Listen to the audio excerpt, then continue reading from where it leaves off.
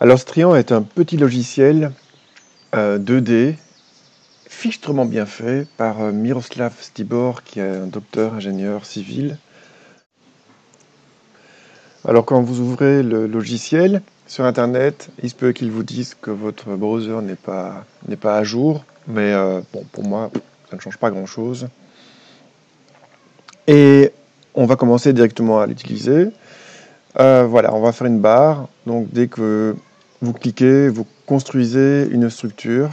Là, je viens de faire un portique avec 3 barres encastrées et qui font 3 mètres, qui fait 3 mètres de haut et 3 mètres de large. Donc ça, c'est le carré représente un encastrement. Maintenant, je vais mettre des appuis. Donc on a différents appuis, un appui rotulé, à rouleau vertical ou un encastrement. Et donc je vais choisir l'appui encastré. Donc je fais Run It, je mets 2 encastrements, et voilà, j'ai ma structure. Maintenant, je vais mettre une charge. La charge, c'est ceci.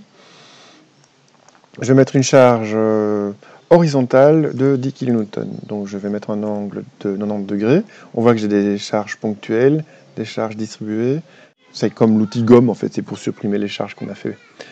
Donc OK, et voilà, j'ai mis ma charge. Bon, je peux mettre aussi une charge où je veux, pas nécessairement au niveau du nœud. Donc voilà, j'en mets une là. Puis je vais vous montrer une charge linéaire. Par exemple, je vais mettre 1 kN par mètre. Ensuite, je clique entre 2 points. Et voilà ma charge linéaire. Quand j'ai fait ça, j'ai une structure qui est chargée. Ce que je vais faire, c'est solve. Donc c'est ceci. C'est-à-dire qu'il va résoudre la structure, les efforts internes, etc. Il va vous donner toutes les informations dont on a besoin. Donc il dit qu'il a réussi. S'il n'a pas réussi, s'il vous met une alerte rouge, c'est que la plupart du temps, la structure n'est pas stable. Elle n'a pas suffisamment contreventée. On va y revenir. Donc là, j'ai maintenant mes réactions d'appui. Et je peux aussi trouver dans l'outil, ici, les petits diagrammes, tout ce que je veux savoir sur la structure. Donc, par exemple, je peux voir les moments. Je vois le diagramme des moments. Je peux voir aussi, ce qui nous intéresse, nous, ce seront les moments et les déplacements, et je peux voir les déplacements là. Et quand je vois les déplacements, il donne l'allure du déplacement, et ce n'est pas, c'est tout à fait relatif, ce n'est pas absolu. Donc ici, par exemple, je vois que j'ai 1,15, 10 moins 1 mètre, ça fait 10 cm sur 3 mètres. Donc ça pourrait paraître plus grand, hein, sur 3 mètres de haut. Là, ici, on dirait que c'est plutôt 30 cm. Non, c'est 10 cm. Donc faites bien attention, venez voir l'information que vous avez avant de vous dire « Ouh, c'est beaucoup trop déformé ». Alors j'ai repris le portique et je l'ai multiplié en faisant chaque fois des portiques qui sont isostatiques. Ça veut dire que si je donne un degré de liberté en plus à une fixation, par exemple à une relation entre 2 poutres, 2 barres, ou une relation entre la barre et le monde extérieur, donc un appui extérieur, ça va s'effondrer. Donc ici, si je transforme cet encastrement en une rotule, eh bien, ce sera hypostatique. Donc toutes ces structures sont juste isostatiques, elles ne sont pas hyperstatiques, c'est-à-dire qu'il n'y a pas de liaison surabondante. Donc je vais faire un saut pour voir la déformer.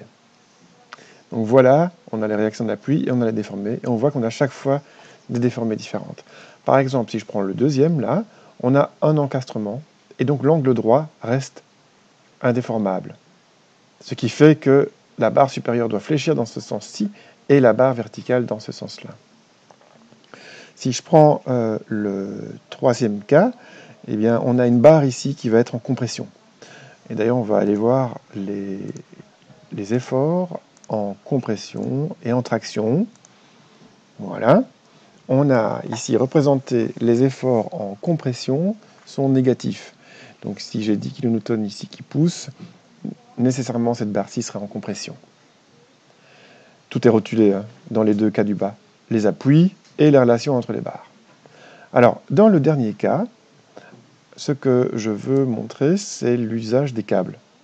Et donc, si on fait une croix avec des câbles, on va donc avoir ces deux barres-là. Sauf qu'un câble est incapable de résister à la compression, et que ici, dans ce cas-ci, j'ai le câble qui descend vers la droite, qui est bien comprimé, alors que seul ce câble qui monte là vers la droite est, lui, tendu, et donc va vraiment travailler. Celui-ci ne travaillera pas. Donc, ce que je vais faire pour représenter une structure avec un câble, dans ce triangle, c'est que je vais supprimer la barre, cette barre-ci qui est en compression, qui n'est pas utile en tant que câble. Donc voilà, je la supprime, je recalcule, et avec une charge donc, qui vient de la gauche, et bien cette fois-ci, je dois avoir un câble qui fonctionne normalement, comme tout bon câble de travailler, c'est-à-dire uniquement en traction, c'est le cas. Le premier cas que j'ai passé, c'est donc un encastrement au pied et 3 rotules, 2 au-dessus et une en dessous. Un arc à 3 rotules fonctionne comme ça. Donc on voit ici que c'est l'encastrement qui va tout reprendre et qui va éviter que cela s'effondre. On va modifier maintenant la structure au niveau de ces liaisons internes. Donc pour ça, je vais la simplifier et je vais retirer des charges. Donc je fais Remove, Run It. Là, j'ai retiré la charge. Et j'ai retiré la charge. C'est ce que je veux. Je vais garder la charge 10 kN qui est horizontale ici. Ensuite, je vais changer donc les liaisons. Là, c'est une liaison encastrée. Comment faire pour ça? Eh bien, il faut utiliser cet outil ici, qui s'appelle Hinge. Et il permet quoi? Il permet de transformer l'extrémité d'une barre, de rotuler en fait l'extrémité d'une barre. Donc vous allez voir, je prends cette barre-ci, je clique une fois, on voit un petit rond qui apparaît au-dessus, ça veut dire que j'ai rotulé la barre au niveau de sa liaison avec l'autre barre. Si je réappuie sur la barre, je rotule le dessous, j'appuie, je rotule, je dérotule le dessus, et voilà, je vais garder ma rotule ici au-dessus. Donc si j'ai rotulé de ce côté-ci, c'est pas nécessaire que je rajoute celle-là, la dernière que je viens de faire, celle-ci. Donc je ne vais pas la faire, je vais simplement, moi, rajouter une autre rotule ici, parce que c'est ce que je désire, voilà. Et on va voir comment maintenant la structure va réagir. Donc voilà, c'est résolu, et on voit qu'elle se déplace de cette manière-là, qu'elle se déforme de cette manière-là. Ok, ben voilà, on a fait le tour. Hein. Presque le tour complet de ce triangle. Il nous reste un élément à voir, c'est comment déterminer les sections des barres, donc les sections des poutres et des colonnes. Est-ce une HA100 en acier? Est-ce que c'est une poutre 10 par 10, 8-23 en bois? Ça, on verra ça dans un prochain tuto.